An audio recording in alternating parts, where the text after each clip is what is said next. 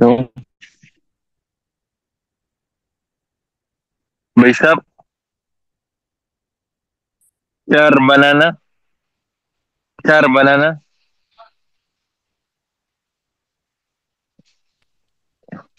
Assalamualaikum Ye, pemirsa char yang mango terhormat. or char banana. Dimohon Ah, ah. untuk mute Char suaranya, mango, untuk char matikan banana. mikrofon. Hah, nggak paham dia.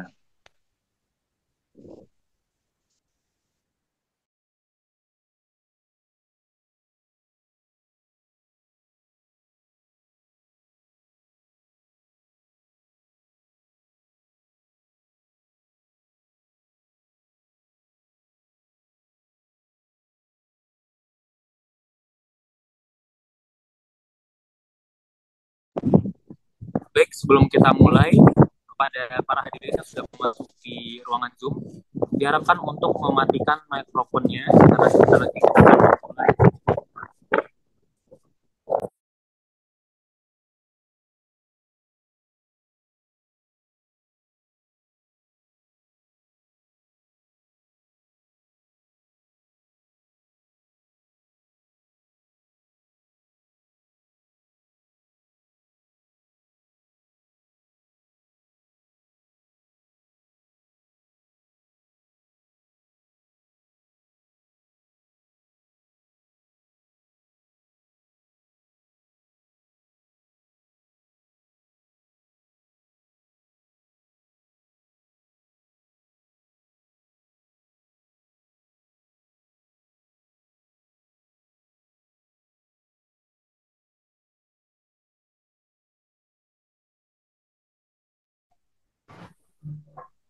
Baik, kita mulai ya.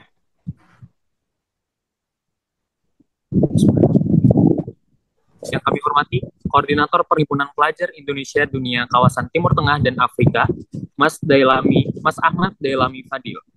Yang kami hormati seluruh peserta acara kegiatan ADART PPIDK Tim Tengka tahun 2025-2026. Singkatnya, hadirin sekalian yang hadir melalui Zoom meeting ini.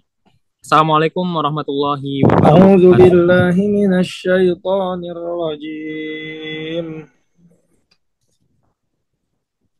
Dengan syukur marilah kita panjatkan kepada Allah Subhanahu wa taala karena berkat rahmat dan karunia-Nya kita bisa berkumpul bersama meskipun secara maya di acara ini. Tak lupa juga kita haturkan salawat dan salam kepada Nabi besar kita yakni Nabi Muhammad Shallallahu alaihi wasallam yang berlafazkan Allahumma sholli ala sayyidina Muhammad wa ala ali sayyidina Muhammad. Pertama-tama saya ingin mengucapkan terima kasih kepada para narasumber yang sudah berkenan, yang sudah meluangkan waktunya sebagai pemateri dalam acara ini. Dan tak lupa juga saya ucapkan terima kasih kepada para peserta yang telah meluangkan waktunya. Terima kasih atas antusiasme yang sangat luar biasa untuk turut ikut serta dalam acara dalam kegiatan kajian ADART tahun 2025-2026 ini. Bersama saya, Muhammad Alif Wafi, sebagai Master of Ceremony pada acara kita siang hari ini. Sebelum memulai acara ini, marilah kita buka acara siang hari ini dengan melafazkan basmalah. Bismillahirrahmanirrahim. Baik, acara selanjutnya yaitu menyanyikan lagu Indonesia Raya dan Mars PPI Dunia. Kepada operator, waktu dan layar dipersilahkan.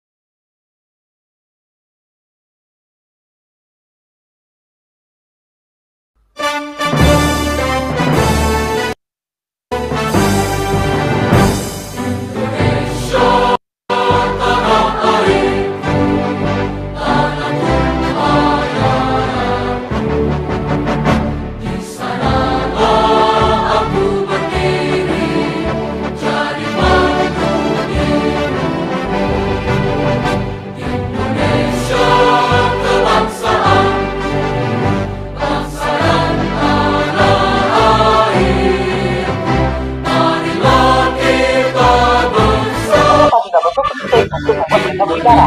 Dari banyak hal baru yang didapatkan oleh dia karena mendatang orang lain.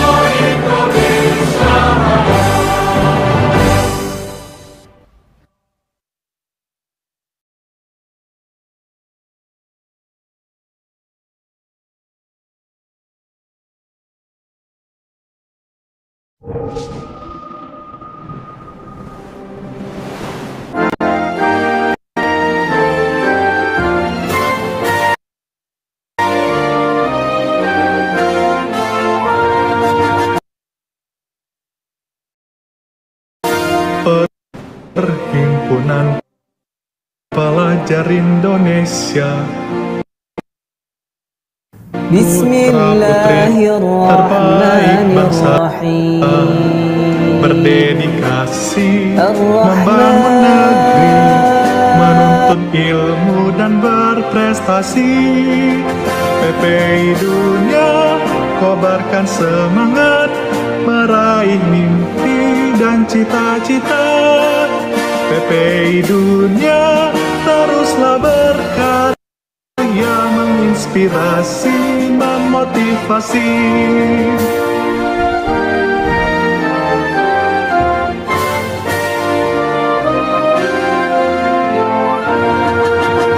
Perhimpunan Pelajar Indonesia, pelajar yang berbudi mulia, kita bersama membangun bangsa, pantang menyerah, kita pasti bisa. PPI Dunia kobarkan semangat, meraih mimpi dan cita-cita. PPI Dunia teruslah berkarya, menginspirasi, memotivasi.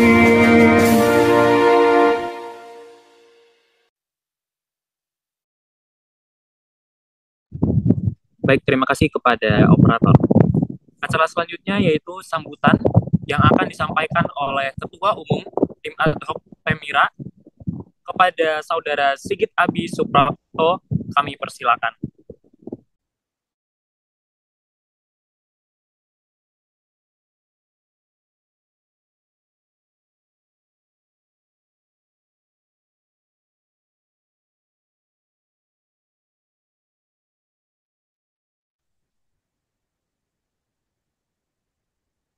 Halo, Assalamualaikum warahmatullahi wabarakatuh.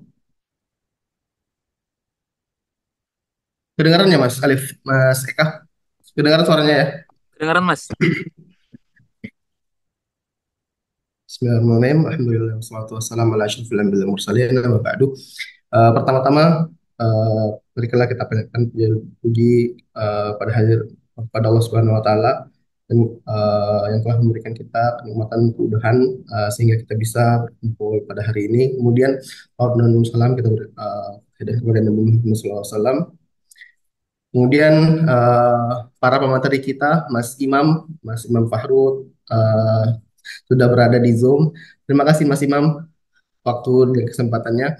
Kemudian Mas Badat dan dan Mas Badat dan Mas Andika. Terima kasih kepada dan juga perwakilan dari PPI Dunia dan juga perwakilan dari PPI negara di kawasan Timur Tengah dan Afrika. Sebenarnya pada hari ini merupakan sebuah kehormatan bagi kita semua tim ad hoc Pemira dan juga kerjasama juga dengan tim ad hoc PPI Dunia untuk mengadakan acara ini sehingga kita bisa membedah dan mengetahui urgensi dari ada anggaran dasar serta anggaran rumah tangga PPI Dunia agar kita lebih memahami bagaimana alur dan tata laksana sebuah organisasi ini sendiri. Untuk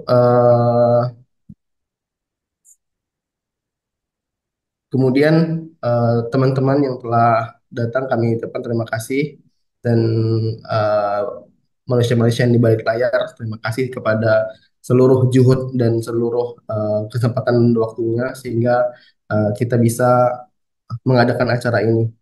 Maka untuk tidak terlalu panjang kalimat syukur wa takdir, kita langsung saja ke moderator atau ke MC, silakan.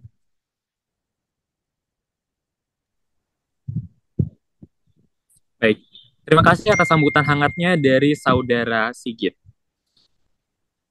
Baiklah, selanjutnya kita akan memasuki sesi dokumentasi awal. Kepada para hadirin sekalian, dipersilakan untuk membuka kameranya karena kita akan melakukan sesi dokumentasi. Kepada operator, waktu dan layar dipersilakan.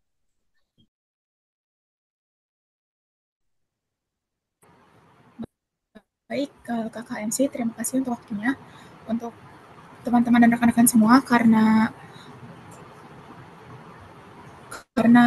sesi dokumentasi akan kami bagi menjadi 2 sesi ya. Untuk itu, apakah sudah siap? Oke, aku hitung ya. 1, 2, 3. Sekali lagi ya. Sesi dokumentasi sesi pertama sekali lagi. Oke, aku hitung ya. 1, 2, 3. Oke. Selanjutnya sesi kedua, sebentar. Sesi kedua untuk sesi dokumentasi aku mulai ya. 1, 2, 3. Oke, untuk sesi kedua aku mulai sekali lagi ya. 1, 2, 3. Baik, terima kasih semua. Baik, terima kasih kepada kakak operator. Baiklah, tiba saatnya kita di acara inti yang kita tunggu-tunggu adalah pemaparan materi oleh narasumber kita yang sudah hadir bersama kita. Acara inti ini akan dipandu oleh moderator kita, yaitu Saudara Eka Prasetya, salah seorang mahasiswa dari University of Jordan. Kepada Eka Prasetya, waktu dan layar dipersilakan. Oke, baik. Selamat siang waktu Yordania, teman-teman PPI Dunia maupun PPI DK kawasan Timur Tengah dan Afrika. Izinkan saya, Eka Prasetya, sebagai moderator yang akan menemani kalian selama 3 sesi, insya Allah. Jadi, hari ini kita kedatangan tapi tiga orang yang sangat-sangat luar biasa yang mana akan memberikan materi tentang anggaran dasar dan anggaran rumah tangga. Jadi siapkan pulpen dan buku kalian, siapkan entah itu HP ataupun iPad untuk mencatat-catat poin penting yang perlu kalian catat begitu ya. Oke, tanpa basa-basi langsung saja. Pemateri pertama adalah Saudara Andika Ibrahim Nasution selaku Wakil Koordinator 1 PPI Dunia dan juga bagian daripada HPMI Yordania yang akan membahas tentang urgensi anggaran dasar dan anggaran rumah tangga. Jadi kepada Saudara Andika Ibrahim Nasution, waktu dan tempat kita persilahkan.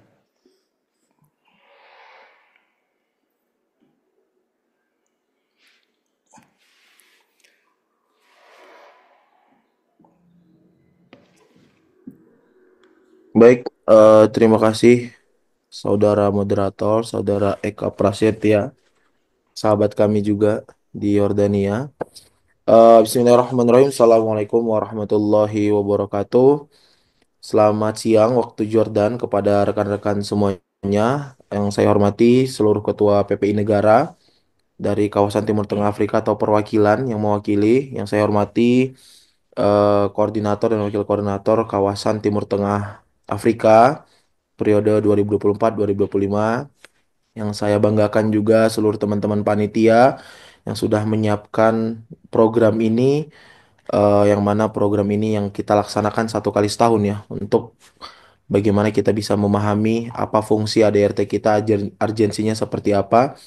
Dan mungkin yang saya hormati juga kedua narasumber yang sudah hadir bersama kita, Mas Fahru dan Mas Badat. Jauh-jauh datang dari benua Eropa, Lituania. Kalau saya sama Mas Badat kan ada di Timur Tengah begitu ya. Mungkin langsung saja kita membahas ke materi yang sudah diberikan oleh eh, panitia kepada kami. Saya sendiri di sini di sesi pertama membahas tentang urgensi PPI dunia. Begitu. Baik teman-teman semuanya yang saya banggakan, bagaimana sih urgensi PPI dunia, urgensi ADRT, anggaran dasar dan anggaran rumah tangga PPI dunia selama ini, apa yang kita laksanakan, apa pondasi kita, bagaimana pelaksanaan ADRT ini, bagaimana konsep ADRT ini. Insya Allah saya ke depan akan memaparkan yang diberikan waktu kepada saya oleh panitia 20 menit ya. Adapun tema yang akan kita bahas tentang ADRT ini adalah yang kita rajuk bukan sekedar pasal, tapi ADRT adalah jalan kita bersama. Begitu.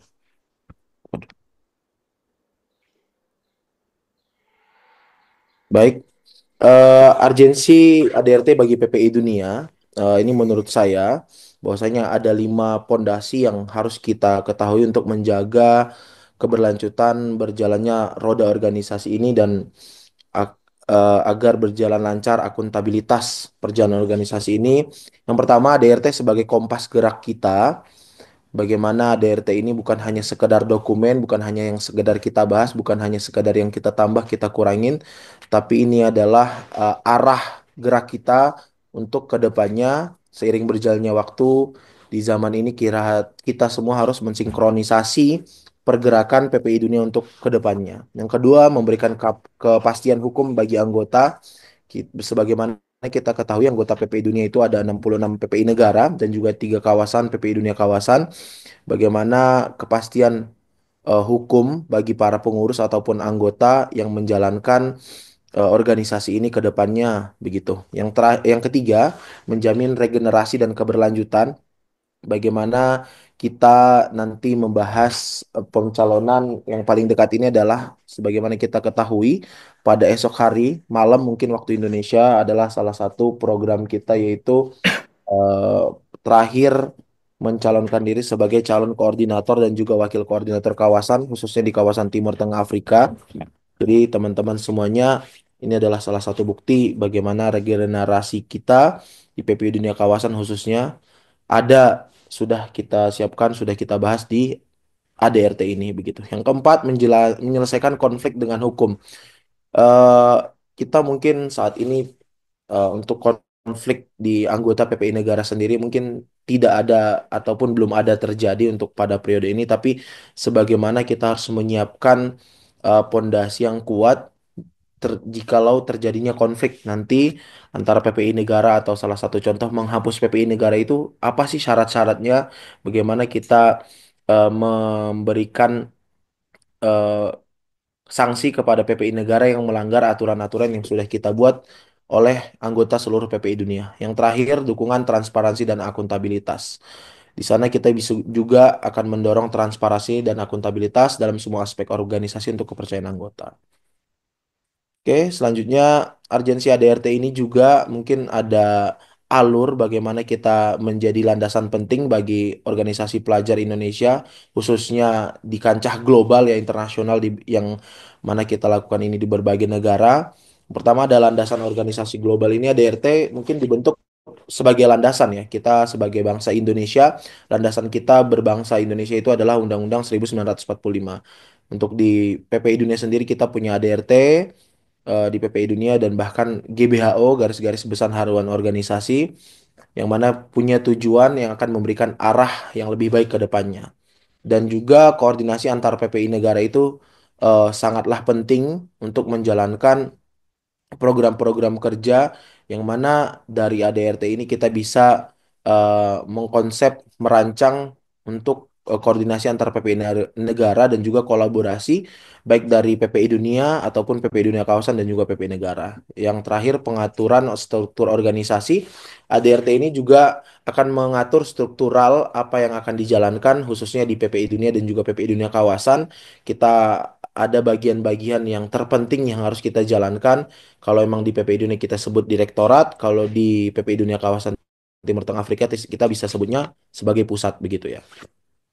Nah, ADRT ini juga akan menjamin hukum dan keberlanjutan arah gerak kita di PPI Dunia nanti, seperti konstitusi organisasi PPI Dunia itu dan juga kepastian hukum bagi anggota yang sudah jelaskan saya tadi di awal, terus regenerasi keberlanjutan gerakan, penyelesaian konflik secara hukum dan juga dukungan transparansi dan akuntabilitas. Ini mungkin tadi yang saya jelaskan secara general dan ini lebih spesifik begitu. Selanjutnya ada juga hak dan kewajiban anggota PPI Dunia. Bagaimana kita melihat urgensi ini adalah semua anggota punya hak dan kewajiban. Salah satu mungkin di sini bisa disebut hak berpendapat dan memilih begitu. Sebagaimana kita ketahui ketika memilih seorang koordinator dan wakil koordinator di kawasan Timur Tengah ataupun di dunia, satu negara one vote one country begitu ya. Jadi mungkin bisa dibilang di simposium internasional ataupun di simposium kawasan bahwasanya kita memiliki dua delegasi utama, tetapi yang mempunyai hak pilih itu hanya satu orang, itulah diatur di landasan ADRT kita, dan yang memiliki hak suara itu boleh delegasi utama ataupun delegasi tambahan gitu. Dan bagaimana juga kita bisa mengakses informasi tentang organisasi ini, dan setiap tahunnya pasti presidium sidang. Saya juga sempat diamanahkan 2 periode terakhir ini menjadi presidium sidang. Salah satu mandat untuk masa transisi transformasi dari periode sebelumnya ke periode selanjutnya.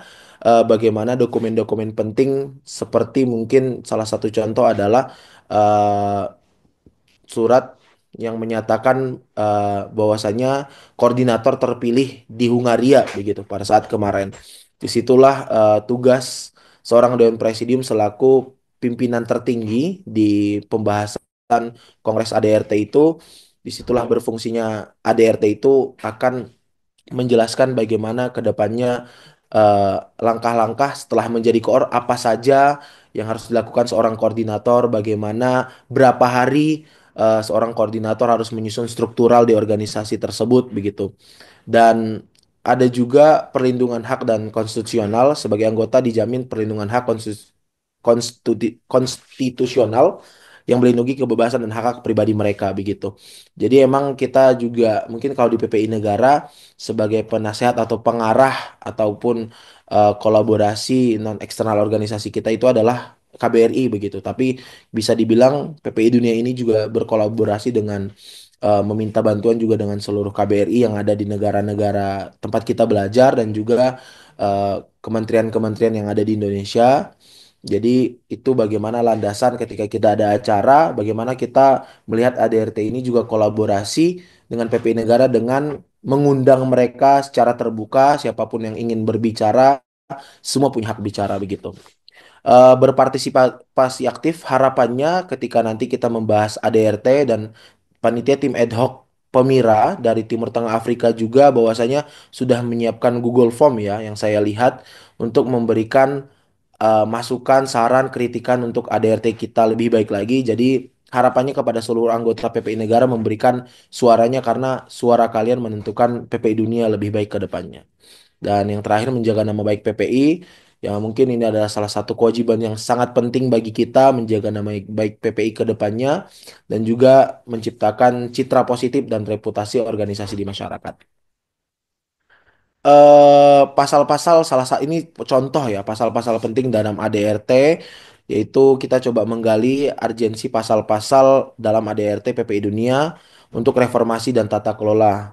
Seperti salah satu contohnya adalah pencalonan koordinator. Mungkin di 2-3 minggu terakhir ini kami selaku Dewan Presidium dan juga Bapelha Inti PPI Dunia sedang membahas bagaimana syarat dan mengkualifikasi atau mengidentifikasi calon koordinator dan wakil koordinator di kawasan Timur Tengah Afrika karena ada beberapa diksi narasi yang mungkin beda pendapat di antara kita tentang pencalonan dari negara mana saja yang boleh dan negara mana saja yang tidak boleh begitu. Ini salah satu urgensi ADRT ini. Itulah kita kemarin sempat ngebahas bersama Pak Koor dan juga Bang Marhadi, Bang Padil Delami membahas negara mana saja dari Timur Tengah yang boleh mencalonkan diri begitu. Terus struktur Dewan Presidium, bahwasanya kita mengetahui kan Dewan Presidium ini sudah jelas ya di ADRT PPI Dunia. Dewan Presidium itu terdiri dari 7 orang, yaitu 2 perwakilan dari koordinator dan wakil koordinator masing-masing kawasan dan juga koordinator PPI Dunia. Dan salah satu yang terdekat itu adalah Pemira. Bagaimana kita mengelola tata kelola Permira ini tentu sangat penting untuk mengelola Pemira ini pemilihan raya yang baik untuk menciptakan lingkungan pemilih yang demokratis dan berintegritas serta melakukan reformasi internal yang diperlukan.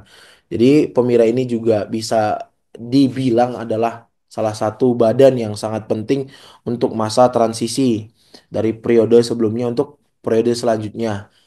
Yang mana masing ini Permira dibentuk oleh koordinator dan wakil koordinator kawasan masing-masing. Begitu. eh ADRT ini juga ada beberapa tantangan. Perlu kita sadari bahwasannya kenapa kita harus membahas ini setiap tahunnya karena emang perbedaan zaman dan juga perbedaan pendapat ataupun urgensi-urgensi selama satu periode yang sudah kita jalani mungkin ada beberapa evaluasi yang ataupun landasan peraturan yang perlu kita hapus. Jadi bagaimana kita merelevansi ADRT ini saat ini ataupun kita melihat dari sebelumnya apa yang perlu kita masukkan, narasi apa, pasal apa, ayat berapa itu juga butuh diskusi bersama tim ad hoc ADRT, PPI Dunia Kawasan ataupun PPI Dunia. Selanjutnya, kepentingan PPI Negara, PPI Dunia, PPI Dunia Kawasan terhadap tantangan ini, ADRT ini harus juga melindungi kepentingan semua anggota PPI Dunia, bukan hanya pengurus ya, bahwasanya semua anggota PPI Dunia dari 66 PPI Negara dan juga 3 kawasan, bahwasanya kita harus peduli terhadap ADRT ini karena yang menjalankan bukan pengurus tetapi dan juga seluruh anggota PPI negara. Dan yang terakhir partisipasi kolektif dalam revisi. Jadi gunanya tim ad hoc ini juga bisa dibilang bahwasanya untuk eh, menghemat waktu dalam pelaksanaan Kongres Internasional nantinya. Jadi adanya pembahasan khusus mungkin dibuka melalui GFOM yang ada di kawasan masing-masing ataupun dibuka secara terbuka di grup PPI Dunia. Ini adalah salah satu bentuk bahwasanya siapapun yang bersuara dari tim ad hoc akan menerima hal itu. Yang penting sesuai landasan ataupun bagaimana kejadian periode sebelumnya untuk kita rubah di periode selanjutnya.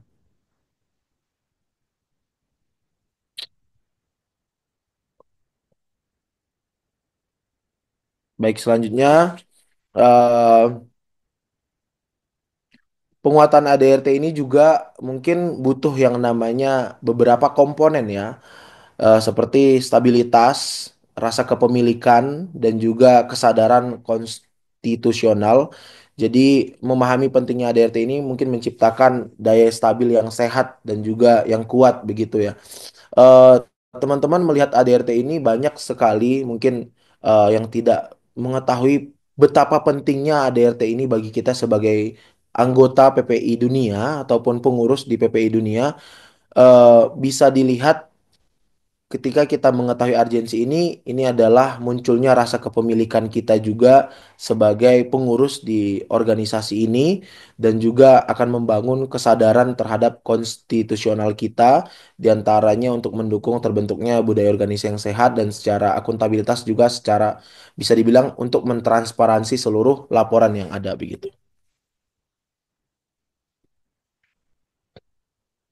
Yang terakhir, ayo kita bersama-sama mengawal ADRT karena ADRT ini adalah jalan kita bersama.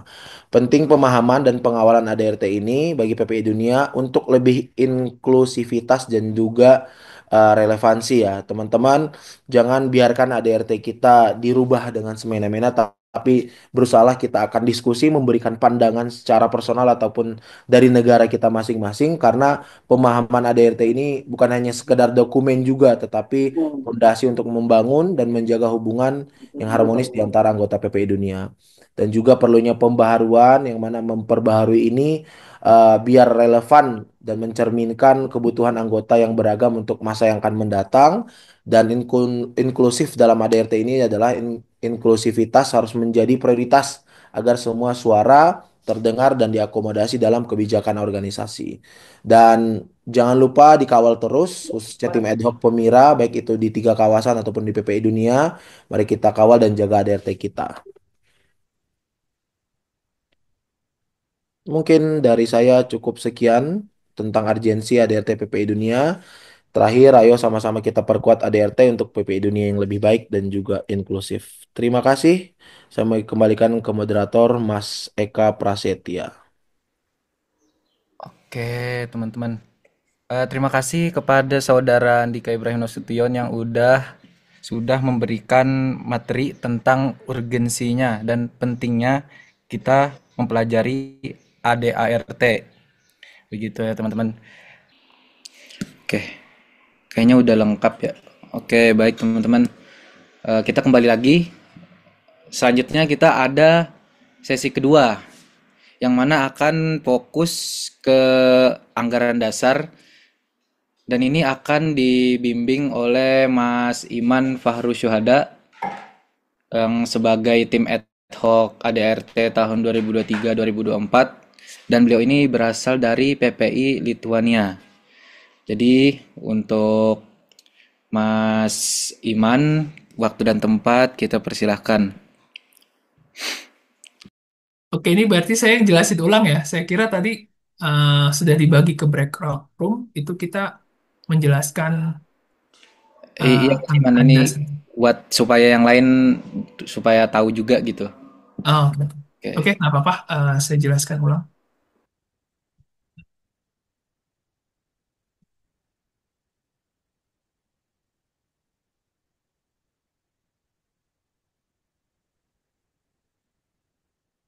Oke, sebelumnya apakah share screen saya terlihat? Terlihat ya?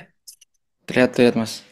Oke, salam 24 jam, selamat siang waktu Eropa. Salam Swastiastu, Namo Buddhaya, salam kebajikan.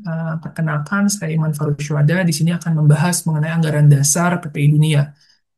Dalam webinar kajian ADRT menakar UUD-nya PPI, saatnya kenali, pahami, dan kawal konstitusi kita. Oke, langsung saja ya teman-teman, ini ada beberapa rangkuman atau overview yang sudah saya siapkan. Yang pertama akan membahas tentang konstitusi PPI Dunia. Kenapa sih penting dibahas? Lalu sejarah dan landasan filosofis PPI Dunia, bentuk sifat dan legalitas organisasi, struktur organisasi, siapa melakukan apa, kedaulatan dan demokrasi internal PPI Dunia, keanggotaan dan hak politik di PPI Dunia, serta pengelolaan keuangan dan aset organisasi. 8. Perubahan ADRT, siapa berwenang dan bagaimana prosesnya. Dan terakhir, hierarki peraturan di PPI Dunia, menakar kekuatan hukum internal. Saya tidak akan mempreteli per pasal ya, karena ada 22 pasal dan 8 bab. Karena mengingat waktu juga, saya akan memberikan overview atau poin-poin penting saja mungkin ya. Dalam, ya semua penting, cuman ada beberapa yang mungkin bisa di-highlight lebih lanjut. Oke, sebelumnya kita akan bahas dulu gitu ya, apa sih sebenarnya peran dari anggaran dasar secara general. Kalau tadi saya jelaskan di breakout room itu anggaran dasar berfungsi sebagai sesuatu yang dasar, sesuatu yang default gitu ya, bukan bersifat yang semacam teknis atau mekanisme gitu ya, yang sebagai konstitusi tertinggi organisasi PPI Dunia terutama. Ada 3 poin. Yang pertama sebagai legalitas dan legitimasi. Kalau udah menghindari kekacauan organisasi, poin ketiga itu peran anggaran dasar sebagai instrumen pengawasan dan akuntabilitas. Gitu. Oke, berikutnya adalah konstitusi PPI Dunia. Kenapa sih penting dibahas konstitusi PP Dunia itu ada beberapa alasan. Yang pertama itu menjamin legalitas dan keabsahan organisasi. Semua keputusan, kepengurusan, dan kegiatan PPI Dunia hanya sah jika ADART, jika sesuai dengan ADART. Tanpa dasar konstitusi, organisasi bisa dianggap tidak sah secara hukum, termasuk saat menjalin kerjasama dengan partner eksternal, misalkan. Contoh konkret, kesepakatan dengan mitra eksternal yang tidak melalui mekanisme yang sudah ditentukan ya, melalui apa eh, mekanisme yang sudah ditentukan anggaran dasar bisa dibatalkan atau memunculkan sengketa. Jadi kita pastikan kalau anggaran dasar itu sudah mengatur, misalkan yang paling simpel tuh kita anggap kayak peraturan apa sih misalkan atau kesepakatan apa sih yang bisa dilaksanakan dengan PPI Dunia. Poin kedua adalah mencegah penyalahgunaan kekuasaan. Anggaran dasar membatasi wewenang, alat kelengkapan organisasi dan memastikan tidak ada satu pihak pun yang mendominasi. Menyediakan mekanisme sanksi, pertanggungjawaban, dan pengawasan internal yang diatur pada pasal 10 dan pasal 18. Nah, ini sebagai peran Dewan Pengawas juga ya sebenarnya. Contoh konkret, kenapa ini penting dibahas atau diatur, gitu ya, kenapa ini diatur. Ini untuk apa ya, untuk memprevent atau memprevent jika koordinator atau Dewan Presidium menyalahgunakan dana atau wewenang. Anggaran dasarlah yang menjadi dasar untuk penindak. Dan itu pun diatur apakah kegiatan atau eh, apa ya aktivitas yang dilaksanakan itu apakah itu menyeleweng, disalahgunakan atau tidak gitu ya. Itu kan harus sudah diatur dalam anggaran dasar. Jadi kita tidak bisa menilai kalau oh ini di luar dengan anggaran dasar, ini di luar dengan ADRT kita gitu dan sebagainya. Itu tidak bisa. Kita balik lagi back to the book, kembali ke bukunya kalau apakah ini eh, sesuai atau tidak sesuai. Biasanya teknis atau mekanismenya akan dibahas em, di ART, lebih detailsnya gitu ya. Poin ketiga, mengatur tata kelola demokratis dan partisipatif, memberikan hak suara dan hak bicara kepada PPI negara yang diatur pada pasal 16 dan pasal 17. Mengatur forum seperti Kongres Internasional agar keputusan tidak diambil sepihak. Contoh konkret dalam kasus ini adalah, pastinya teman-teman sudah tahu ya, pemilihan koordinator PPI Dunia tidak bisa dilakukan sembarangan, harus melalui Kongres sesuai pasal 13 dan pasal 17. Poin keempat, menjadi pedoman bersama dalam situasi konflik. Dalam konflik internal, anggaran dasar adalah satu-satunya rujukan sah yang menyelesaikan sengketa. Tanpa anggaran dasar, penyelesaian konflik menjadi liar dan subjektif. Maka tadi saya sudah bilang, saya sudah jelaskan juga kalau anggaran dasar itu bersifat sebagai konstitusi tertinggi, sebagai prinsip dasar, struktur, tujuan, dan wewenang. Kayak bahasa itu blueprint gitu ya, yang bisa digerak, yang semacam kayak hak dan kewajiban kita tuh apa sih ya yang bisa kita laksanakan di organisasi PPID-nya.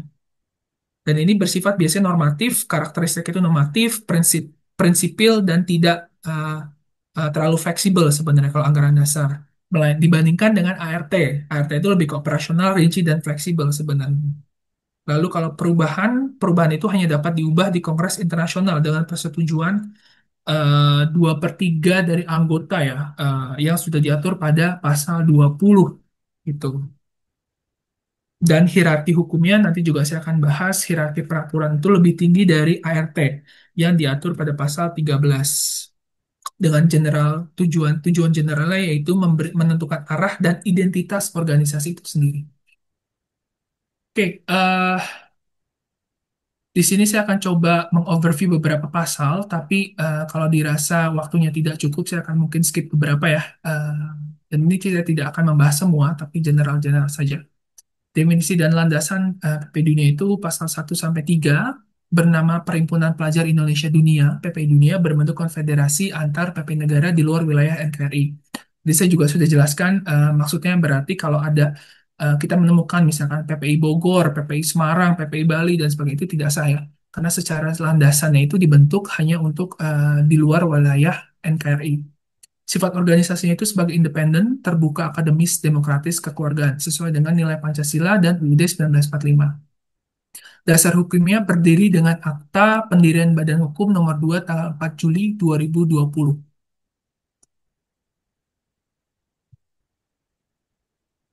Berikutnya ada tujuan dan fungsi. Saya tidak akan membaca semua, beberapa poin saja. Tujuan utama yang diatur dalam pasal 7-9 itu ada memperkuat koordinasi dan kolaborasi antar PP negara. Jadi di sini tuh memberikan hak kalau kalian tuh PP negara boleh loh berkoordinasi dan berkolaborasi gitu ya. Singkatnya, simpelnya itu seperti itu. Meningkatkan kontribusi pelajar untuk pembangunan Indonesia. Mendorong pertukaran ilmu, teknologi, dan nilai kemanusiaan. Nah, ini tuh adalah pathway atau jalan yang sudah dibentuk oleh founding father kita loh, saya bilang gitu ya. Founding father kita eh, tujuannya tuh ini aja gitu. Jadi jangan menyeleweng ke kanan ke kiri gitu. Dan sudah dibuat roadmap-nya. Ruang lingkup kegiatannya itu dalam bentuk apa? Pastinya pendidikan, penelitian, dan pengembangan SDM. Lalu fungsi bidang, koordinasi kelembagaan, komunikasi publik, kajian dan penelitian, pengendalian internal, kemitraan, legal, dan advokasi. Perlu dipastikan, dilihat ya, dilihat ulang kalau di sini tidak ada peran sebagai alat politik atau kepentingan politik yang eh, apa ya, dinyatakan sebagai fungsi dari PP Dunia itu sendiri. Tidak ada. Jadi sudah dijelaskan dari awal tujuannya apa gitu ya, tujuannya apa, pathway-nya itu apa, dan dalam pathway-nya itu tuh kegiatannya boleh apa aja gitu kan. Dan fungsi-fungsinya itu sebagai apa. Jadi kayak kalau dirasa tuh sudah cukup inklusif dan sudah sempurna. Mungkin ada beberapa poin yang perlu disempurnakan, tapi sekarang itu sudah dirasa sudah sangat bagus gitu ya. Lalu berikutnya struktur organisasi pasal 10 sampai 11, alat kelengkapan organisasi itu ada Dewan Pengawas, Presidium, Koordinator, dan BPH, koordinator dan wakil koordinator kawasan, badan otonom, dengan masa jabatan itu 1 periode, kurang lebih 12 bulan sejak pengesahan di Kongres Internasional. Kongres Internasional yang saya ingat saya itu apa kalau tadi ya dibahas juga, dilaksanakan pada saat di Simposium Internasional. Seperti itu. Dan ini harusnya ada penjelasan lebih ya, jadi hanya berstatus pelajar. Jadi seperti itu. Oke, berikutnya ada pasal 13 yang akan membahas tentang hierarki peraturan. Nah, mungkin ini teman-teman juga belum sadar kalau banyak loh ternyata peraturan dalam PP Dunia. Ini saya coba posisikan yang tertinggi, yang paling absolut, yang paling mutlak gitu ya. Dan tadi saya juga sudah sampai sampaikan kalau anggaran dasar itu sebagai konstitusi tertinggi organisasi. Nah, setelah itu di bawah tuh apa aja sih? Ada ketetapan Kongres pada Simposium Internasional, ketetapan Kongres pada Simposium Kawasan, Kongres Internasional Luar Biasa, ketetapan rapat internasional, ketetapan rapat internasional luar biasa, ketetapan rapat kawasan luar biasa, peraturan Dewan Pengawas, Dewan Presidium, dan berikutnya, dan selanjutnya. Dan ini mungkin teman-teman ada yang masih bingung fungsi dari apa namanya ya, perbedaan dari kongres dan rapat itu sebagai apa. Eh, Kalau misalkan kita bahas kongres ini, sepengetahuan saya pada simposium internasional itu hanya bisa dilaksanakan oleh ketua PP negara atau perwakilan dari PP negara, seperti itu. Lalu kongres pada simposium kawasan juga dilaksanakan, skopnya lebih kecil per kawasan, tapi hanya boleh dilaksanakan PP negara. Yang bersifatnya itu biasanya membahas tentang sesuatu-sesuatu yang sangat krusial kayak sendi-sendi peraturan atau sendi-sendi dari organisasi itu apa aja yang perlu dibahas. Contoh kayak misalkan penetapan koordinator, lalu ada beberapa poin dari ADRT yang misalkan perlu diganti karena dirasa penyerapan atau implementasi itu masih kurang gitu ya, masih cacat kalau bahasanya. Nah, ini biasanya dibahas di sini. Nah, berikutnya ada rapat internasional. Nah, rapat internasional ini juga dilaksanakan oleh PP Dunia biasanya per berapa kuartal, sesuai dengan levelnya itu tidak di paling atas tapi di tengah, karena ini hanya bersifat pembahasan topik-topik yang kalau tadi itu yang sangat penting, ini yang cukup penting gitu ya. Misalkan kita PP Dunia ingin apa ya, mempunyai kunjungan ke kementerian tertentu gitu ya, dan perlu aspirasi atau ide-ide yang ingin disampaikan gitu ya, aspirasi apa aja, penyerapan aspirasi apa aja yang bisa diserap dari PP negara, biasanya kita laksanakan di rapat internasional atau dalam situasi tertentu, misalkan geopolitik dan sebagainya, untuk memastikan kalau setiap PP negara itu dalam situasi atau kondisi yang baik. Lalu di sini ada rapat internasional luar biasa, dan bedanya itu apa sih kalau misalkan yang luar biasa dan yang biasa aja gitu ya. Oke, Perbedaannya kalau misalkan bukan luar biasa, itu bersifat yang tidak mendesak gitu ya, bersifat yang em, sesuatu apa ya, rapat yang bisa dilaksanakan secara rutin, terjadwal yang melibatkan organisasi atau entitas internasional. Sorry, maksudnya entitas PP negara.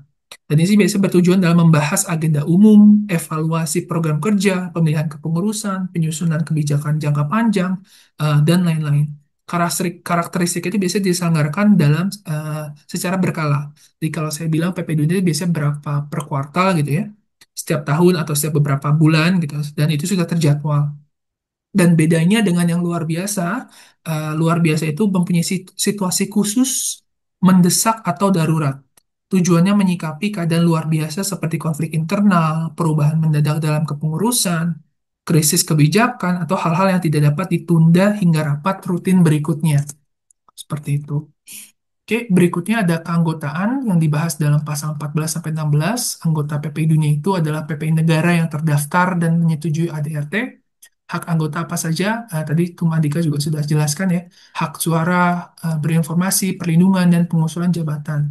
Kewajiban anggota itu menaati ADART, menjaga reputasi organisasi, dan tidak boleh terlibat dalam kegiatan politik atas nama PPI Dunia. Jadi balik lagi, kalian boleh menjadi anggota PP Dunia tapi mempunyai hak dan kewajiban seperti itu, kayak restriction apa aja dan yang boleh dan tidak boleh ya. Eh, untuk memastikan situasi atau kualitas dari PPI Dunia atau organisasi itu masih dalam on track yang benar. Berikutnya ada musyawarah organisasi yang diatur pasal 17 sampai 19. Ada beberapa jenis forum, ada simposium internasional atau kawasan, kongres internasional atau dan luar biasa, dan rapat internasional dan luar biasa. Tadi juga saya sudah jelaskan ya, kalau itu tadi hierarki peraturan, kalau ini jenis forum yang biasa dilaksanakan di PPI Dunia. Yang pertama di simposium internasional ini teman-teman biasanya mungkin sudah tahu ya, ada beberapa keynote apa ya, presentasi gitu ya, em, yang dilaksanakan dalam beberapa tema berbeda misalkan. Nah, ini biasanya ada simposium internasional dalam PPI Dunia. Kalau tahun lalu itu ada di Hungari, tahun ini akan ada di Turki. Dan begitu juga ada kawasan. Nih pastinya teman-teman juga sudah tahu kalau yang di Ameraup itu tahun lalu ada di Belgia, kalau tahun ini ada di Berlin ya. Lalu kalau kongres, tadi yang saya bilang internasional scope-nya itu lebih ke apa namanya, semua PPI negara gitu berkumpul dan biasanya itu dilaksanakan bersama dengan simposium internasional. Kalau luar biasa, pengalaman saya itu belum ada ya, kecuali memang ada situasi yang mendesak. Tapi anggaran dasar kita pun sudah mengatur kalau ada situasi mendesak yang perlu dibahas. Nah, kita bisa nih menggunakan kongres luar biasa. Dulu pernah ada Bang Faru, luar biasa, 4 tahun lalu. 4 tahun yang lalu ya. Itu online kita, pas COVID. Bahas apa tuh kalau boleh tahu?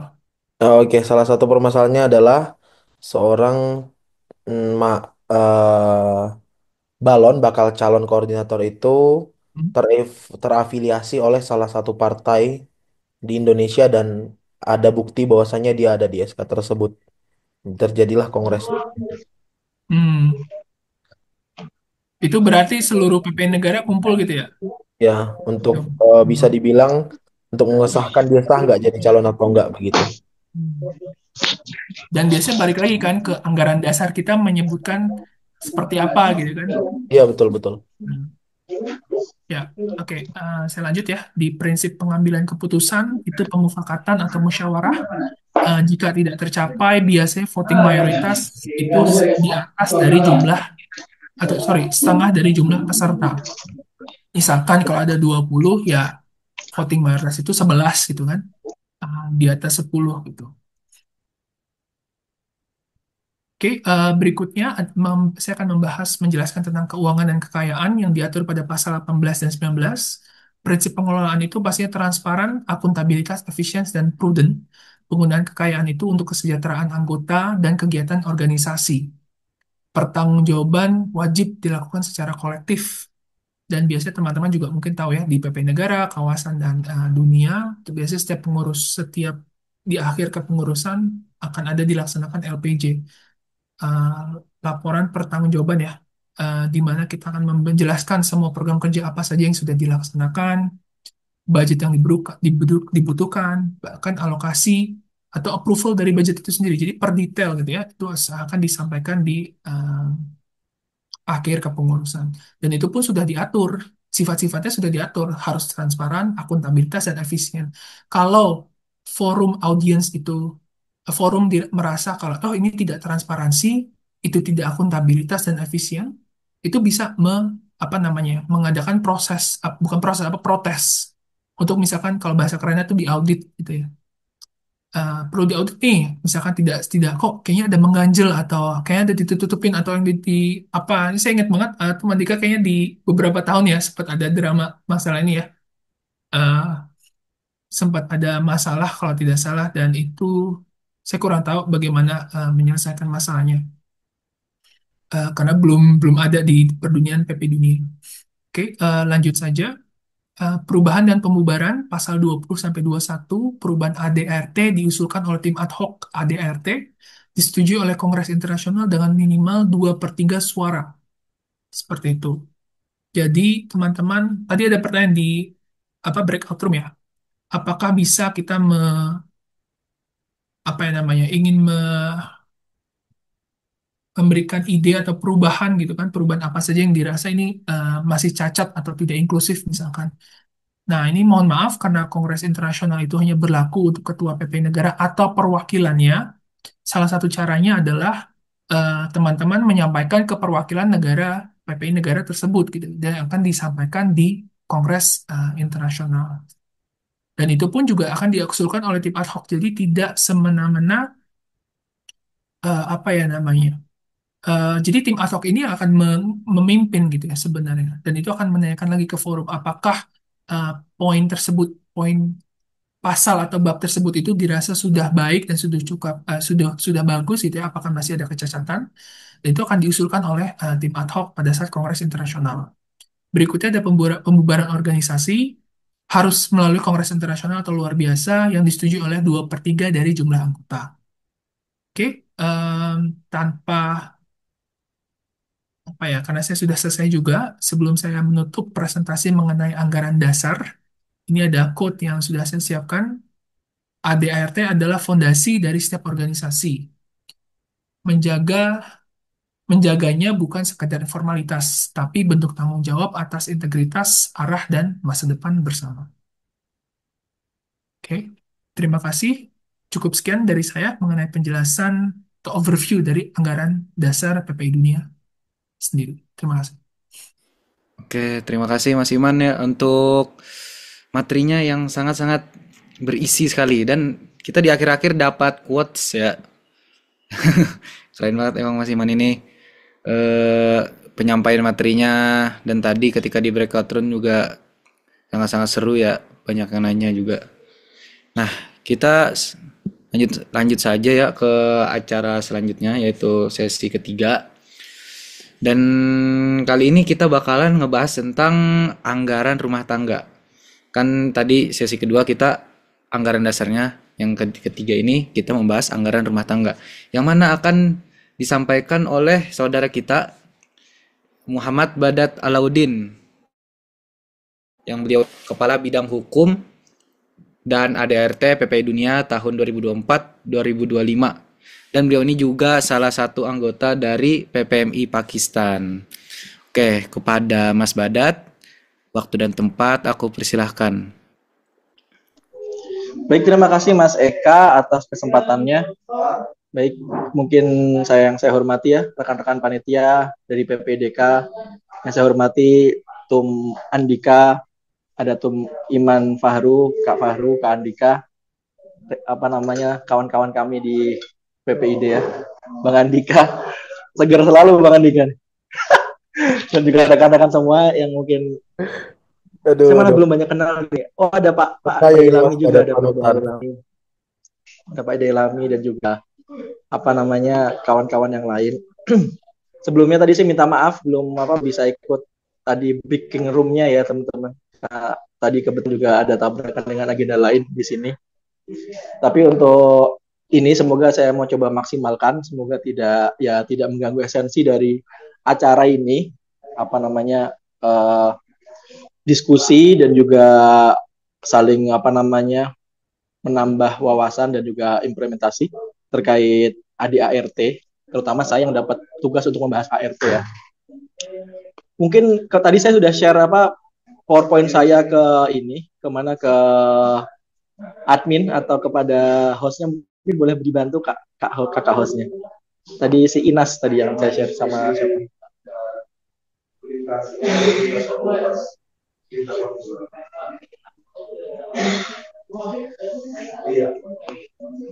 Jadi teman-teman sambil menunggu ya. Jadi tadi memang di sini saya mungkin hanya akan menambahi kan tadi kan mungkin dari Kak Andika sudah banyak menjelaskan terkait urgensi ADART, apa itu ADART dan apa sih sedetail apa sih yang kita harus bahas ketika kita akan mendalim ADART, dan juga mungkin Kak Fahru juga tadi juga memberikan gambaran terkait anggaran dasarnya tadi apa saja yang harus dibahas. Tadi ada beberapa ada bab tentang keanggotaan, pengelolaan keuangan ya, ada beberapa tadi yang banyak dibahas sama Kak Fahru.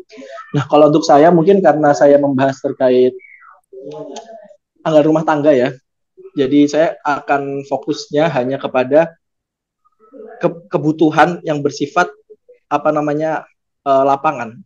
Karena sesungguhnya anggaran rumah tangga itu kan operasional, artinya hal-hal atau data-data ataupun pasal-pasal yang bersifat operasional, yang bersifat mekanisme kerja, yang bersifat prosedural pelaksanaan, sanksi, tata cara, itu difokuskan ada di di anggaran rumah tangga. Jadi kalau tadi anggaran dasar itu memang berfokus dengan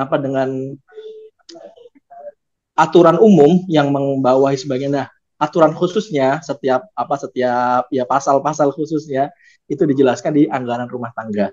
Jadi artinya anggaran rumah tangga ini jauh lebih fleksibel teman-teman. Artinya dia akan lebih detail dalam membahas perkara tersebut, membahas terkait tadi saya katakan dari mekanisme kerja, kemudian dari prosedural pelaksanaan, kemudian juga bahkan hak kewajiban anggota dan juga sanksi-sanksi dan pengelolaan organisasi detail dibahas di anggaran rumah tangga teman-teman. Nah, kalau tadi dijelaskan juga mungkin dengan Bang Andika sama Bang Fahru ya terkait urgensi dan sebagaimana. Nah, sekarang saya mau fokus bagaimana anggaran rumah tangga ini akan menjadi menjadi payung hukum juga terutama bagi orang-orang stakeholder yang ada dalam organisasi tersebut. Dan oke, terima kasih. Mungkin boleh masuk kepada urgensi ART. Dilanjutkan. Urgensi ART. Caramu.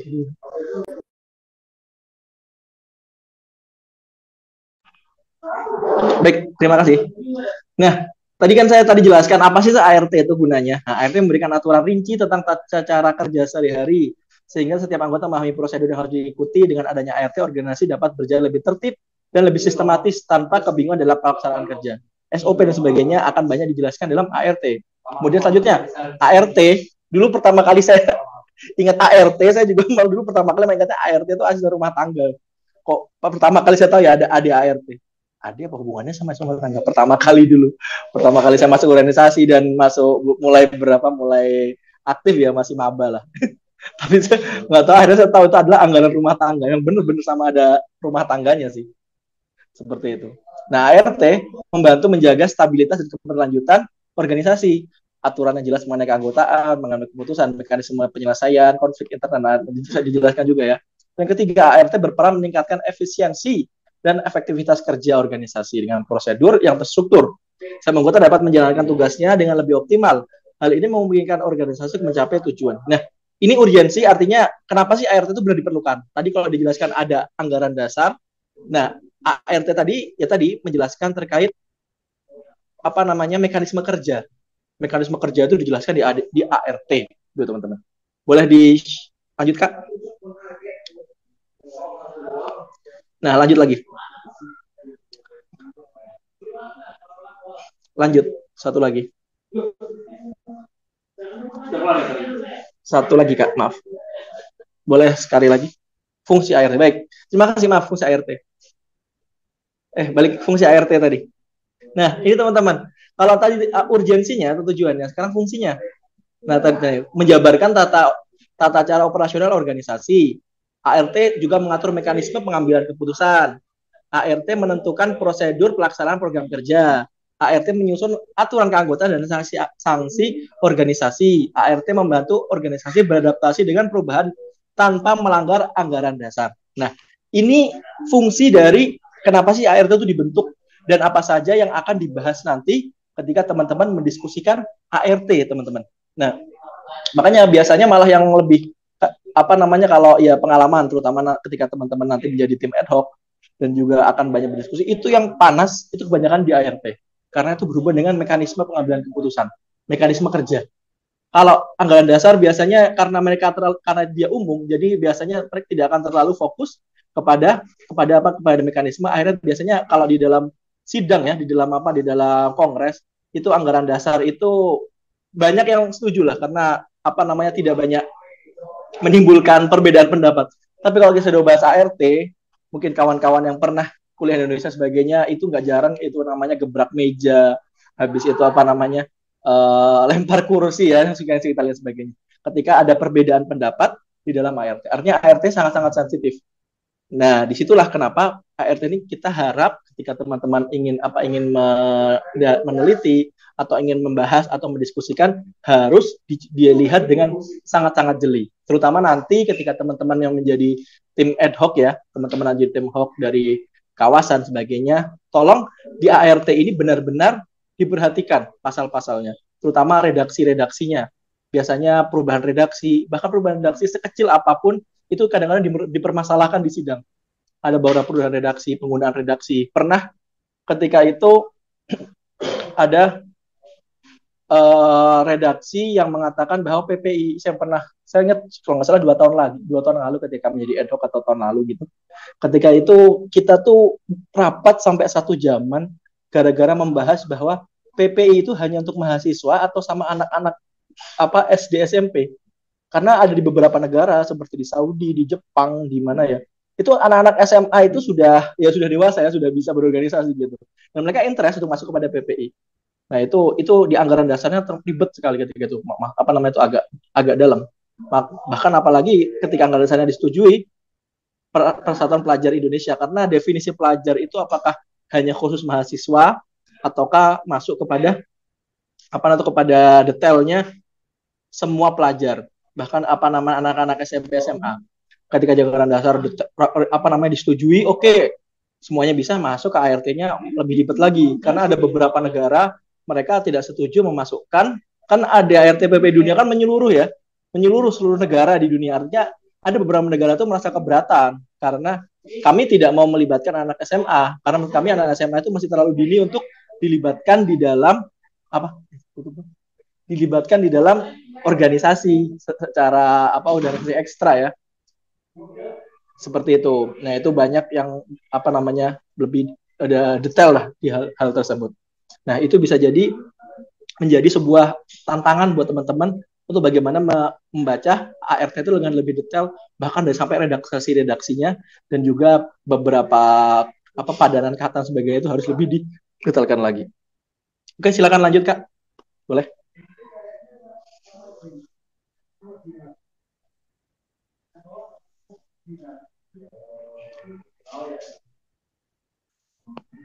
Fungsi ART, boleh lanjut lagi?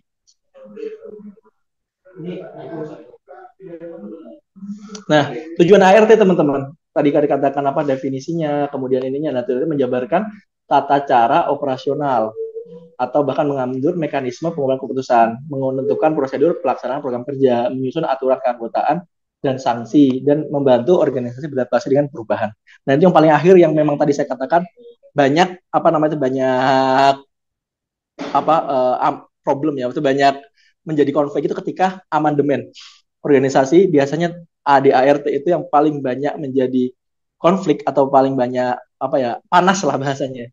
Panas itu ketika beradaptasi dengan perubahan. Ketika ada amandemen dan amandemen itu tidak disetujui. Nah, itulah kenapa di dalam ART itu harus juga ada nama nanti mekanisme perubahan dan juga mekanisme perubahan ADART. Itu juga harus dijelaskan. Walaupun nanti mungkin di anggaran dasar ditulis ya bagaimana mekanisme pengambilan keputusannya atau mekanisme perubahan atau mekanisme apa namanya revisi gitu. Nanti tapi di ART-nya dijelaskan lebih detail lagi. Bahasanya di sini rata-rata anak-anak Timur Tengah kan ya.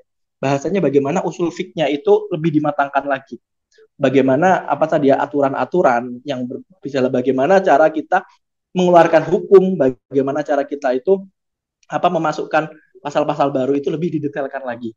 Itu biasanya itu pengalaman kami selama 3 tahun ketika menjadi tim ad hoc, itu yang paling banyak blunder lah istilahnya paling banyak itu ketika ada amandemen dan amandemen tersebut kadang-kadang tadi tidak ada aturan pasti sehingga semua apa ya bahasanya semua ide-ide masuk, semua apa saran-saran, semua ya tadi saran-saran masuk itu langsung kita masukkan apa rapat setuju apa namanya tim ad hoc setuju langsung kita masukkan. Padahal tadi kita harus punya apa mekanisme perubahan yang harus lebih detail. Bahkan di PP Dunia pun mekanismenya juga belum begitu detail.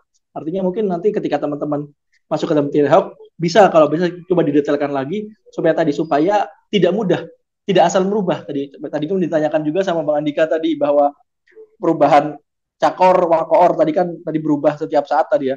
Ini diceritakan tadi ya. Saya tadi nyimak dikit tadi yang istilah apa namanya itu yang terlibat partai dan sebagainya. Itu kan kurang mungkin mau dirubah dan sebagainya. Nah, perubahan itu tadi tolong dibuat sebisa mungkin agar tidak tidak mudah untuk dirubah.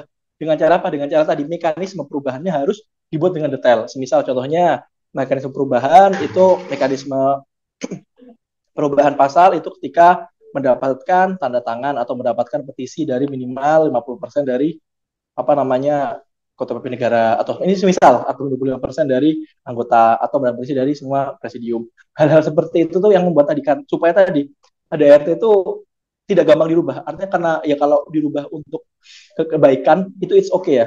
Baik-baik. Tapi kalau dirubah tadi untuk kepentingan golongan ataupun suatu hal yang tadi yang memang agak negatif, itu akan membuat tadi ART hanya tadi bahan mainan. Kadang dirubah, kadang dijadikan ya disesuaikan dengan kepentingan lah bahasanya. Itu jangan sampai, terutama kita yang terutama masih mahasiswa.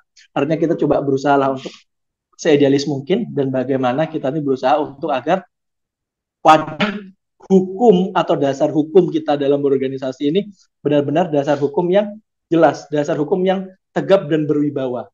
Nah itu juga. Oke, boleh dilanjut? Lanjut Kak. 1, 2. Oke. Nah, tadi saya hanya menjelaskan apa secara umum. Nah, di sini kalian teman-teman boleh apa? Klik link format ADAR kelengkapan ADART teman-teman.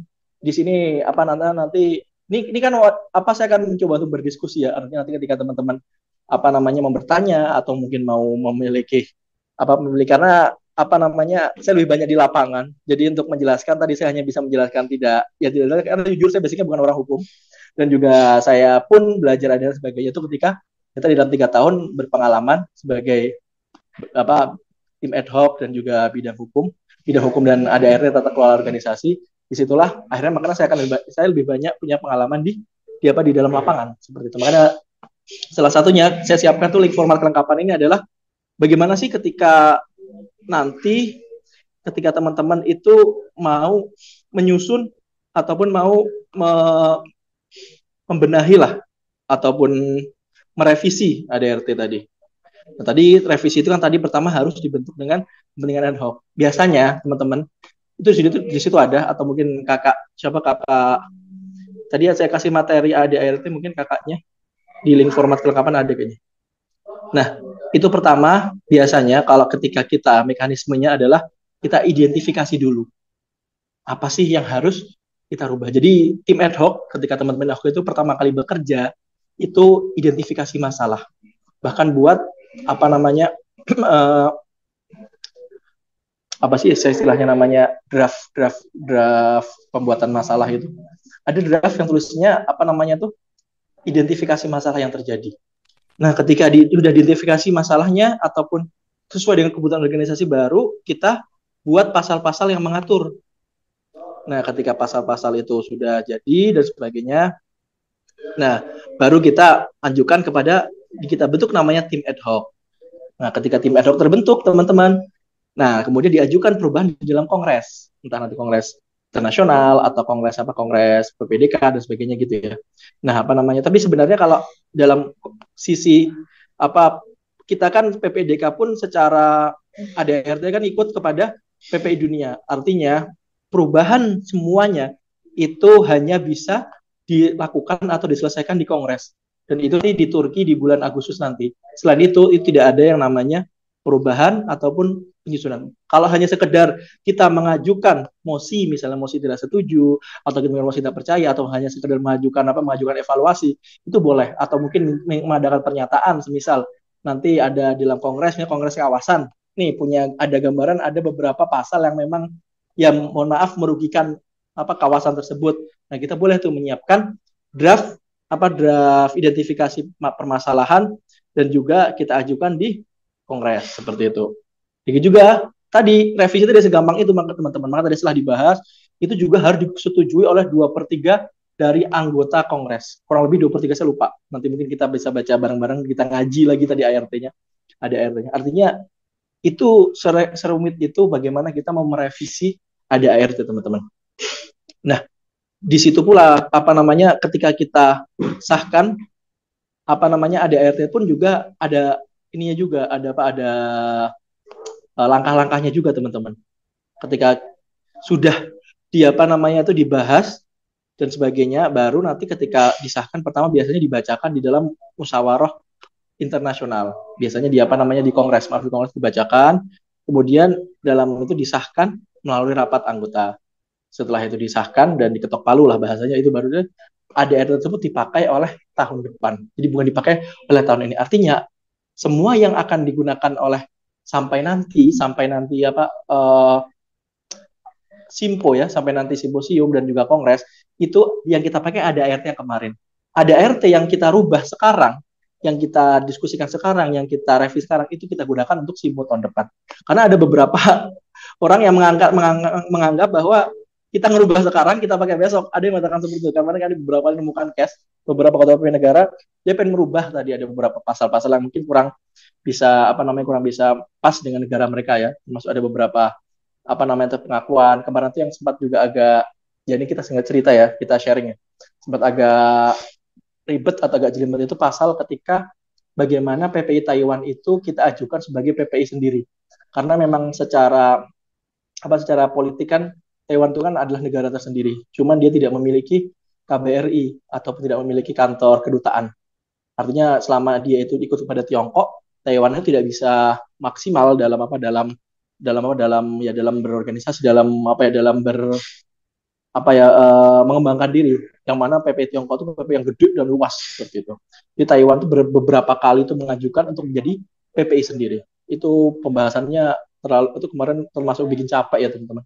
Selama semingguan itu kita bahas. Artinya ya tadi yang bikin lama tadi sharing diskusi tadi. Ada yang mengatakan tidak apa karena dia sudah punya kantor dagang semisal. Ada yang mengatakan nggak bisa karena secara ADRT yang harus yang bisa menjadi PPI negara adalah negara yang di situ ada KBRI dan sebagainya. Kita akhirnya ketika itu kita sahkan dan sebagainya seperti itu. Artinya hal-hal seperti ini itu hal yang lumrah. Artinya ketika teman-teman akan membahas ADART, maka teman-teman harus siapkan waktu yang lama untuk duduk ya, untuk berdiskusi lah. Karena tadi semakin lama kita berdiskusi, semakin kita bisa mendapatkan istimbat atau mendapatkan hasil yang maksimal. Jadi jangan sampai diskusinya tadi jadi debat kusir. Tadi maka tadi cara diskusi tadi kita harus tahu itu arah mana, diskusi terarah. Arah mana yang harus kita bahas, ide apa yang mau kita bawa, atau redaksi apa, atau tujuan apa yang mau kita gunakan dalam pembahasan ini. Ketika pembahasannya memang sudah kita cukup sepakati, nanti ketua ad hoc pun sudah cukup untuk mengetok lah. Artinya oke, draftnya kita sempurnakan di sini. Nah, kalau sudah draftnya sempurnakan tadi, kalau bisa benar-benar dirapikan atau benar-benar dijaga. Dan nanti kita buka lagi atau kita sampaikan lagi ketika sudah di sidang. Karena pengalaman kalau ketika draft itu sudah siap, terus habis itu kadang dibuka atau kadang ada yang sebagainya masuk lagi itu, ini saya nggak setuju nih, seperti itu, sehingga membuat draft tadi dirubah-rubah lagi. Itu yang makanya dikatakan dalam teman-teman nanti ketika menjadi tim ad hoc itu perlu ada namanya ketegasan.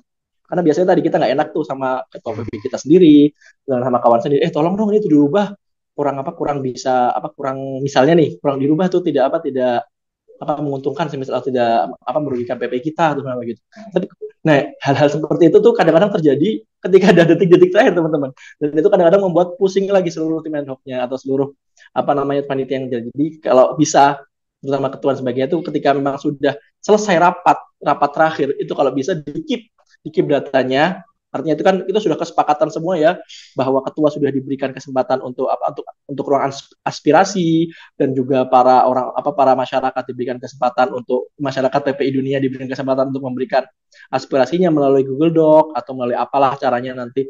Jadi semua sudah kita kasih pas kesempatan untuk aspirasi dan ketika tim ad hoc sudah memutuskan artinya akan kita bawa kepada sidang akhir di Kongres. Nah, nantilah baru rapat terakhir itu diadakan di Kongres dan itu kemarin Bang Andika yang ketok palu kalau nggak salah. Artinya bagaimana itu nanti keseluruhan tadi mungkin sudah dijelaskan oleh Bang Andika gitu. Itu untuk pembukaan bagi saya mungkin kita lanjutkan dengan berdiskusi ya teman-teman. Ketika setelah ini jadi cukup sekian nanti saya terbuka kalau teman-teman berdiskusi atau menanyakan hal tersebut terkait ART tadi dan juga mekanisme apa namanya bagaimana merubah sebagainya. Seperti itu. Baik, cukup sekian. Wassalamualaikum warahmatullahi wabarakatuh.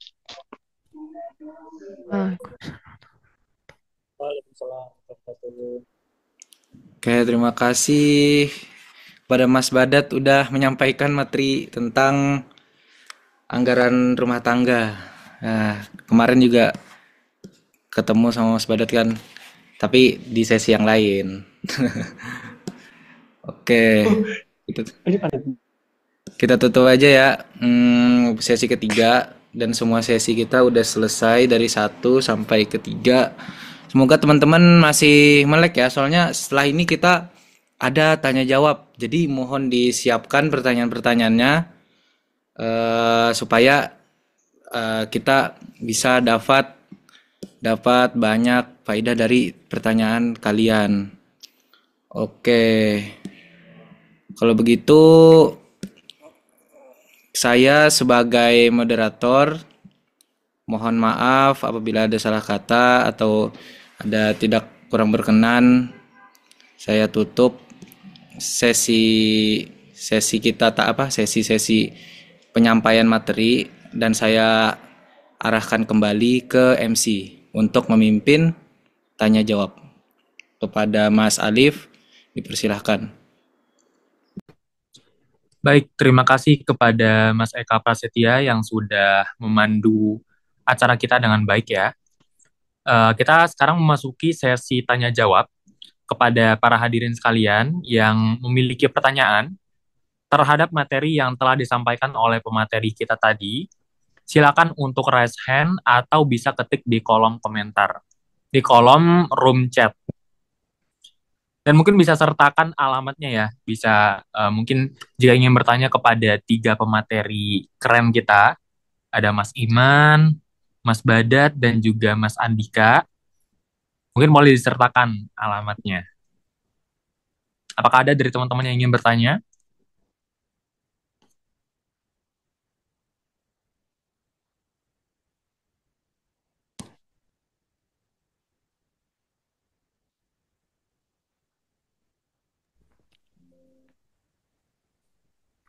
Itu di kolom chat tadi ada pertanyaan masuk, bisa dicek dulu. Baik, ini ada satu pertanyaan dari Kak Halimatus Sa'diah dari IP Iran. Izin bertanya, apakah yang dilarang itu berafiliasi dengan partai politik saja atau seluruh organisasi politik lainnya? Pertanyaan ini sudah sempat masuk chat Zoom dan bisa dijawab terlebih dahulu. Oke, baik Kak Halimatus Sa'diah. Pertanyaan ini ditujukan kepada siapa, Kak? Atau dari para pemateri, Kepada apakah yang ingin menjawab? Bagaimana, Kak? ya kepada Mas Iman kayaknya karena beliau tadi yang menjelaskan. Oke. Silakan kepada Mas Iman untuk menjawab pertanyaan yang sudah diberikan oleh Kak Halimatus Sa'diah. Kepada Mas Iman, kita persilakan.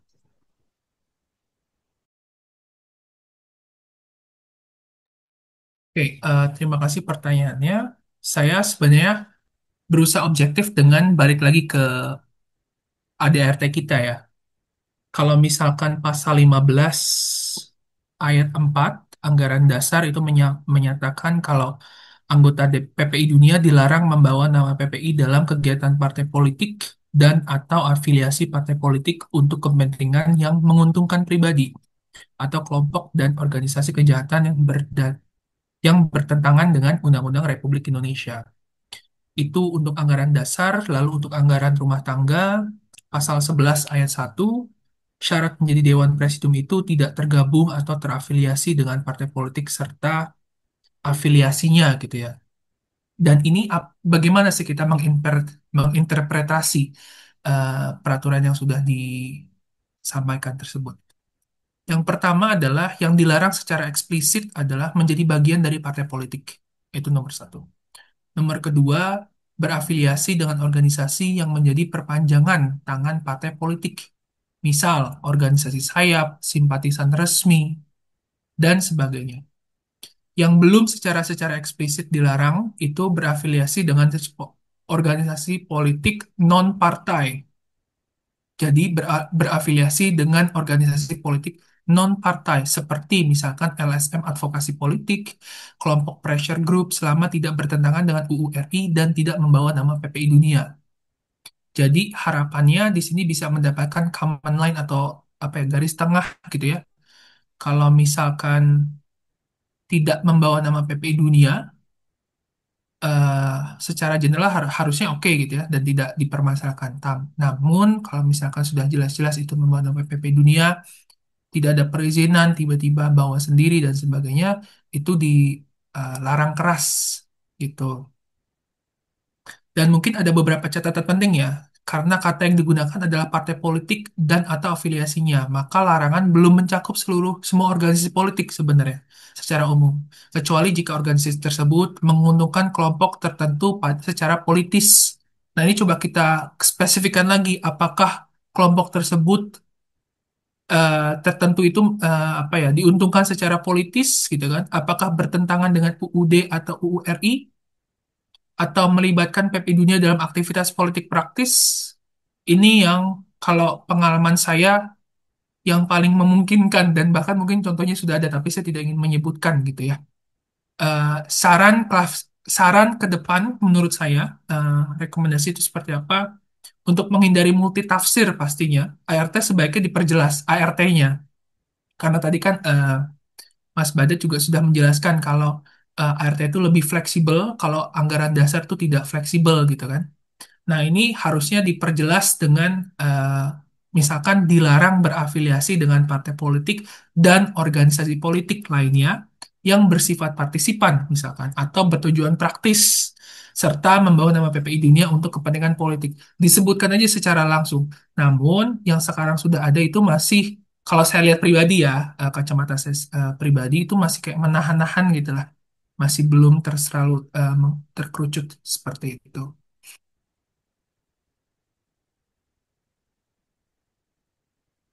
Apakah sudah jelas jawabannya? Sudah, terima kasih atas jawabannya.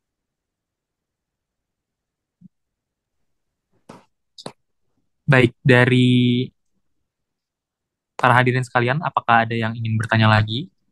Kita masih memiliki 2 kuota pertanyaan. Silakan dimanfaatkan dengan sebaik-baiknya. Berhubung para pemateri kita masih hadir. Ini ada Mas Purnama ingin bertanya. Silakan, Mas Purnama. Terima kasih Mas MC, Mas Ali Wafi. Selamat malam narasumber sekalian. Mas Badat, Mas Iman, saya ingin bertanya terkait bagian ART saja sebenarnya. Jadi ada mekanisme pemberian sanksi. Yang saya soroti adalah di situ kan dikatakan bahwa Dewan Pengawas ya, Dewan Pengawas berhak menentukan standar pemberian sanksi berupa sanksi ringan, sanksi sedang atau sanksi berat.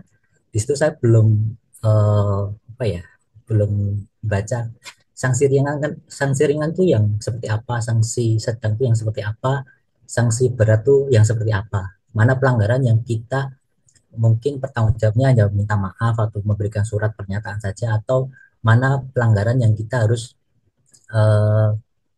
mengganti sesuatu berupa materi atau mungkin bisa diberhentikan sementara atau malah di kick dari suatu organisasi. Nah, itu bagaimana untuk soal itu? Mungkin ini dulu saja dari saya. Terima kasih. Oke, terima kasih Mas Purnama. Sebelumnya saya izin bertanya, ini tentang ART ya?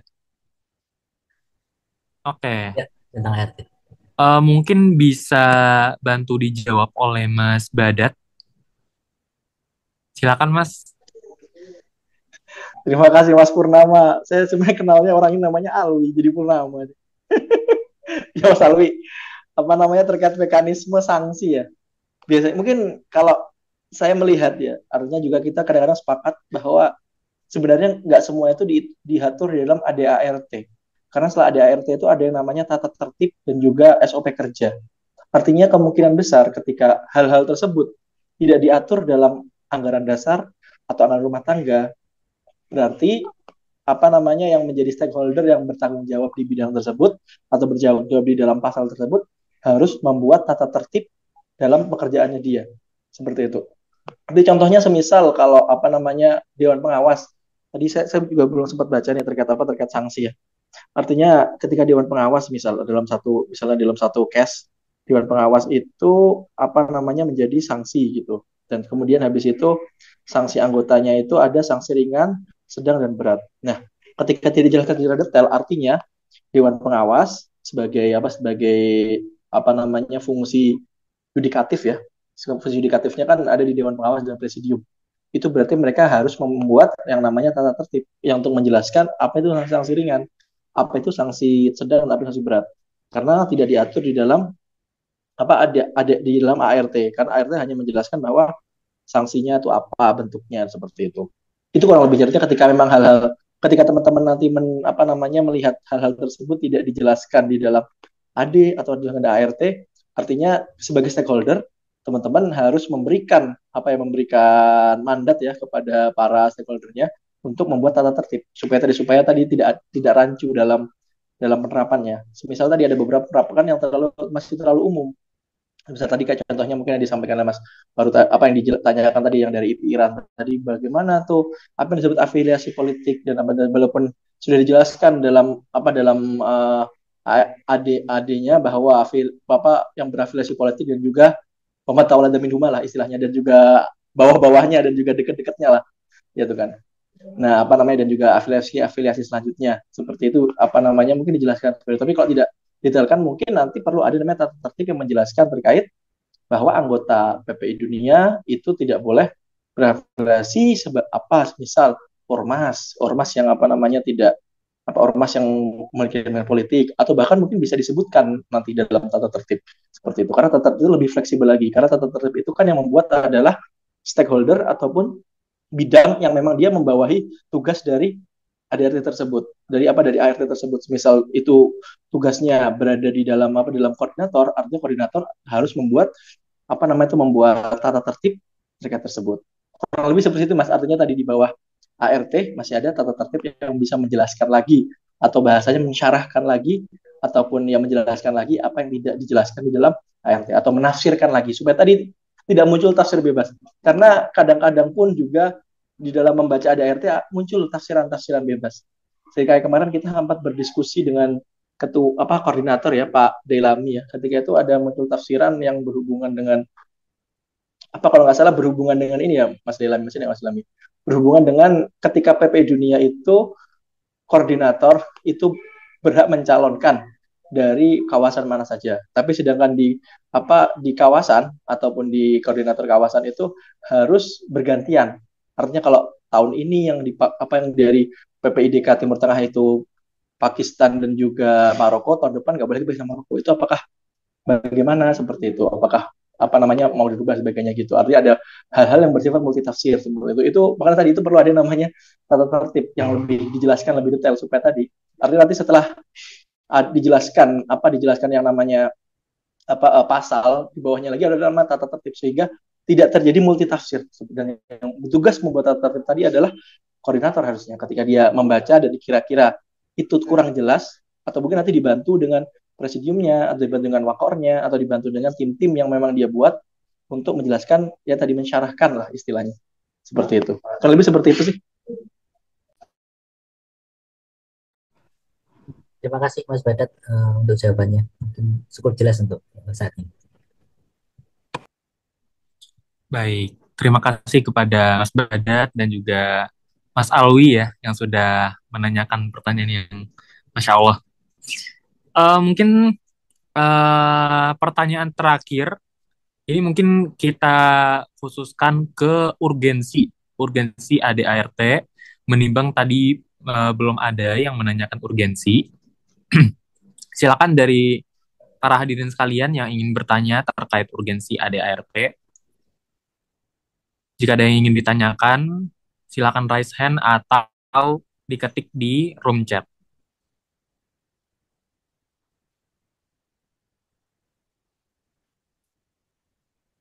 Apakah ada yang ingin bertanya?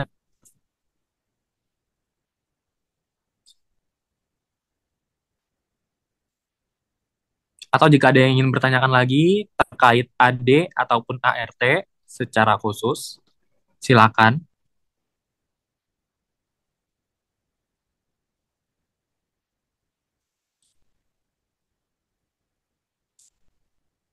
Jika tidak ada, maka kita akan menutup acara kita pada hari ini.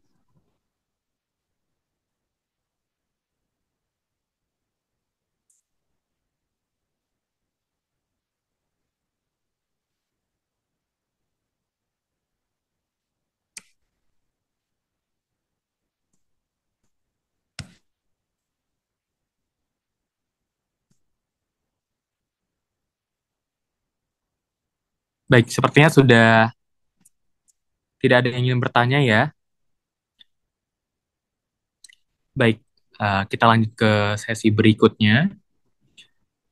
Terima kasih dan apresiasi setinggi-tingginya kami sampaikan kepada narasumber kita atas materi yang sangat inspiratif, sangat bermanfaat, dan penuh wawasan. Semoga ilmu dan pengalaman yang telah beliau sampaikan dapat bermanfaat dan menjadi motivasi bagi kita semua. Amin.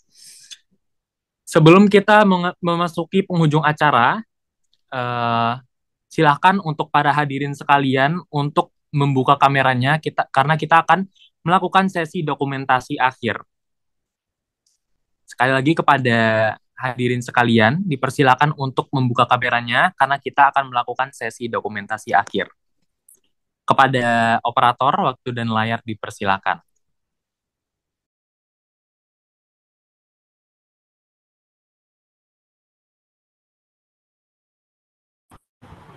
Oke, rekan-rekan semua, sesi dokumentasi semua, aku mulai ya.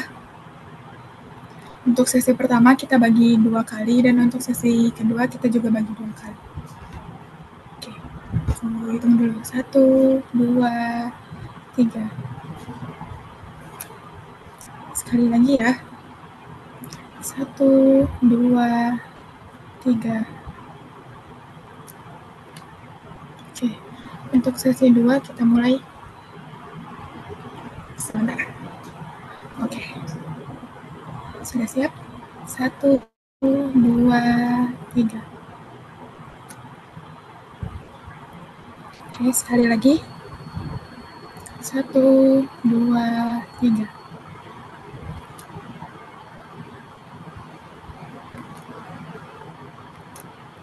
Oke, sudah.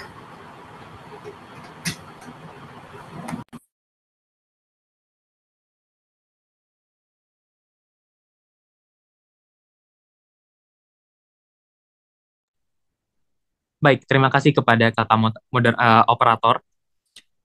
Hadirin yang berbahagia, tibalah kita di penghujung acara. Marilah kita tutup acara ini dengan membacakan lafaz hamdalah. Alhamdulillahirrahmanirrahim. Terima kasih kepada hadirin sekalian yang telah menyukseskan acara ini dari awal sampai akhir. Saya Muhammad Alif Wafi, Master of Ceremony, dan mewakili seluruh panitia mohon maaf untuk segala kekurangan dan pamit undur diri.